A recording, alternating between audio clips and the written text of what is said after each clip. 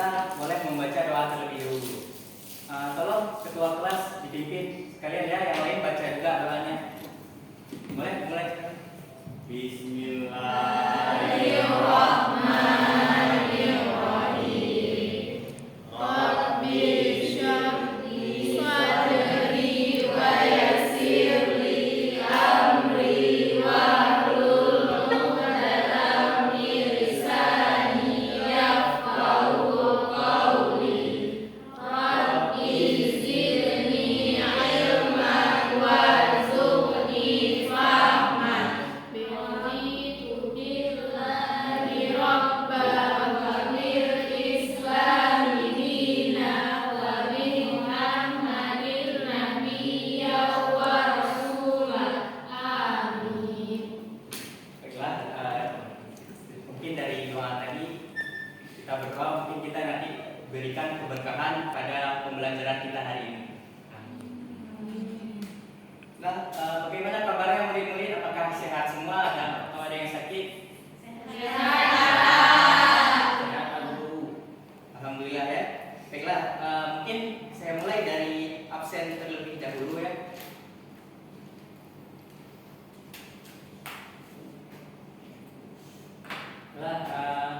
Sabrina, Saya Pak. Nova Syahika, Saya Pak. Farah Fadila, Saya Pak. Citra, Hadir Pak.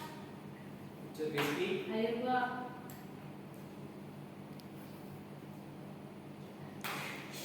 Nur Faraindah, Hadir Pak.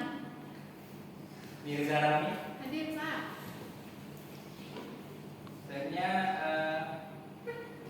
Cut Nyamudia, Saya Pak.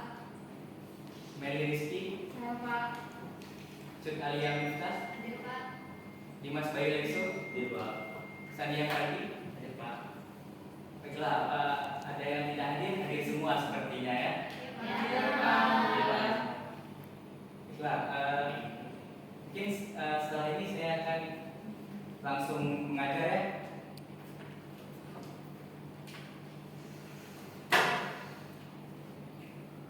Mungkin tema kita hari ini yaitu patuh terhadap norma.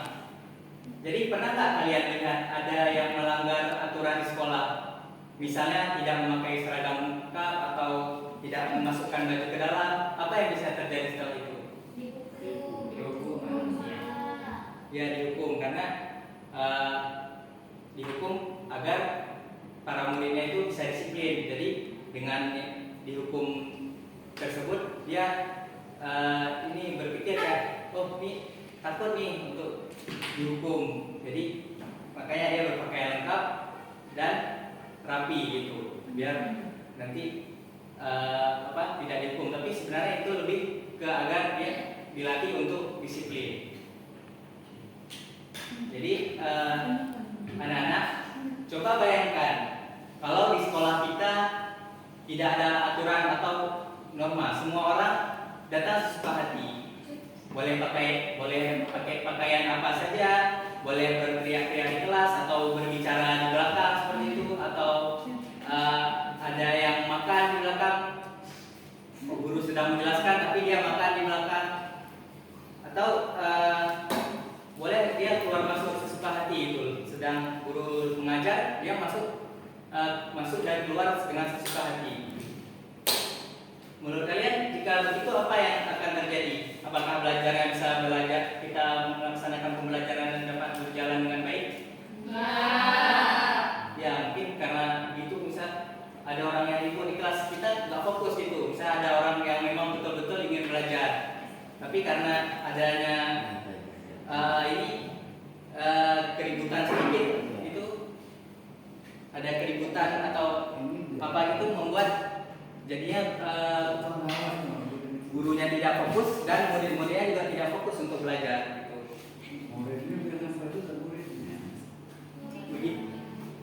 Begitu juga dengan kehidupan sehari-hari. Di rumah ada aturan dari orang tua, di sekolah ada tata tertib, dan di masyarakat juga ada aturan yang harus kita taati. Aturan-aturan itu disebut norma. Norma inilah yang menjaga agar kehidupan kita tetap tertib, adil, dan nyaman.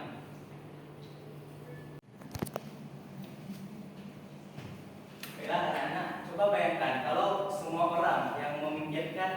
dirinya sendiri dan tidak peduli aturan, apa yang akan terjadi? Itu kita pasti kacau dan tidak nyaman. Karena itu norma hadir untuk melindungi kita, menjaga ketertiban dan menciptakan keadilan. Dalam memahami norma, kalian bisa lebih bijak dengan bersikap lebih disiplin di sekolah, serta lebih bertanggung jawab di rumah maupun di masyarakat. Ingat, orang yang taat norma biasa lebih dihormati dan dipercaya. Jadi mari kita belajar tentang norma supaya kalian bisa menjadi generasi yang berkarakter, berdisiplin, dan mampu memberi teladan bagi orang lainnya. Dan mungkin kita bisa langsung masuk ke tujuan pembelajaran kita ya. Apa yang akan kita pelajari ke depannya dan apa yang dapat kalian pahami untuk ke depannya. Nah, saya tulis tujuannya ya, papan tulis. Ya, Pak.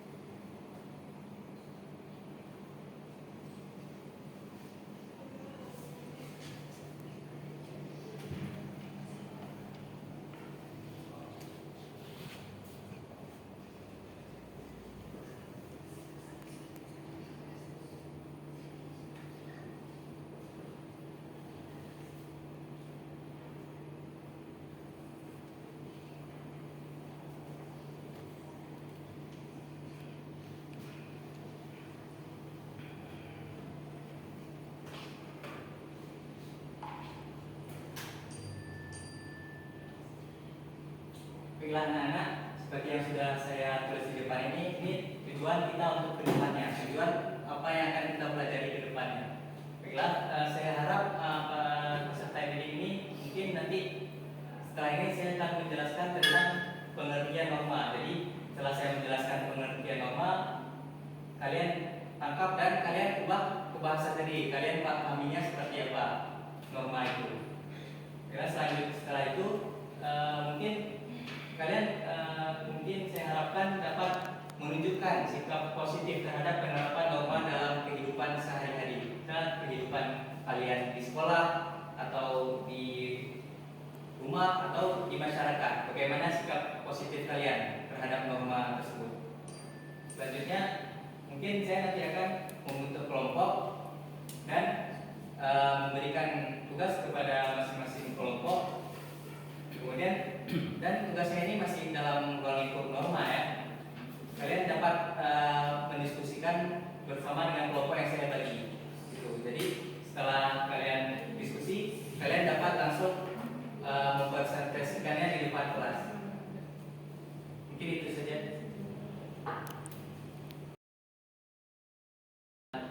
Berdiskusi, sudah mendengarkan dari tadi, juga sudah paham lah bagaimana apa itu norma dan akibat yang ditimbulkan ketika melanggar norma-norma tersebut.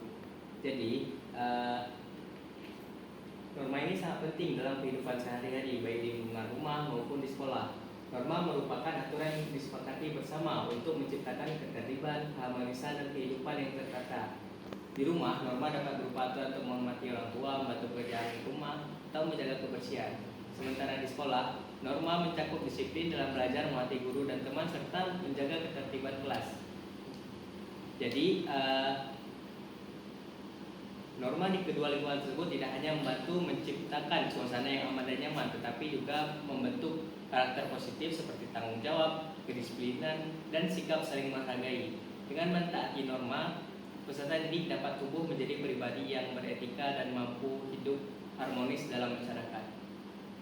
Jadi setelah saya menjelaskan semua materi kita tentang patuh terhadap norma, mungkin kalian bisa mempraktekkannya di lingkungan, baik ini di lingkungan sekolah, di masyarakat, ataupun di lingkungan keluarga. Mungkin sampai di sini saja pertemuan kita hari ini. Boleh ditutup dengan doa penutup yang akan dibawakan oleh Sedia Pati. Silakan. Bismillahirrahmanirrahim.